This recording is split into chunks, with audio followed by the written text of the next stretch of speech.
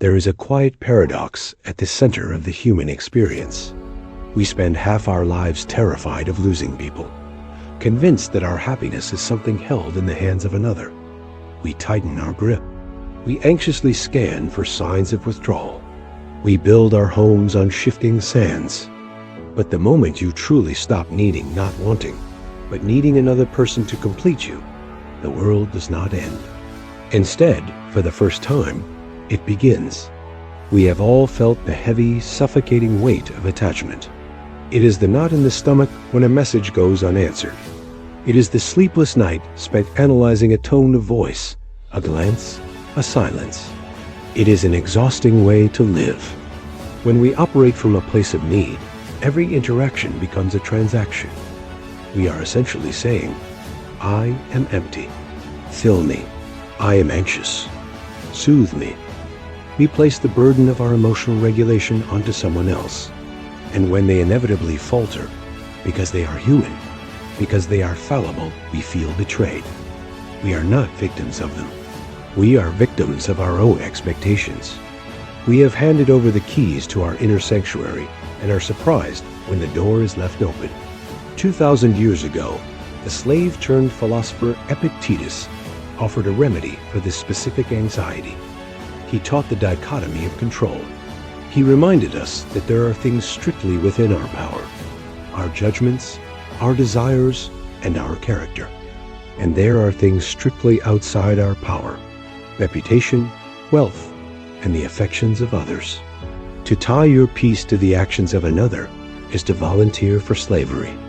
Marcus Aurelius, the emperor who could command the world but could not command the hearts of those around him, wrote often of the inner citadel.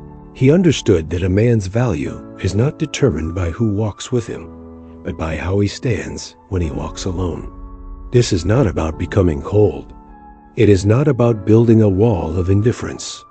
It is about realizing that while you may prefer company, you do not require it to function. It is the difference between a man who is drowning and reaching for a life raft and a man standing on solid ground offering a hand. When you internalize this, a profound shift occurs. The desperation evaporates. You stop auditing others for validation. You stop decoding their silence as a reflection of your worth. You realize that people's reactions are often about their internal storms, not your value. This is where dignity returns. When you stop needing, you become capable of genuine love. Why? Because you are no longer extracting. You are sharing. You are no longer a beggar at the door of affection. You are a host in your own home. You become steady. You become rare. In a world full of anxious attachment and reactive chaos, a man who owns himself is a lighthouse. You attract not by pursuing, but by existing in a state of fullness. The ultimate freedom is not in detachment from the world, but in the mastery of your own response to it. Stand firm in your own character. Cultivate your own garden. Let others come and go as they please, like guests. If they stay, celebrate it.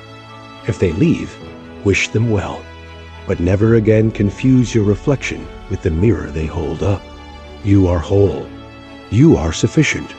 The moment you realize you can survive the silence, you become the master of the noise.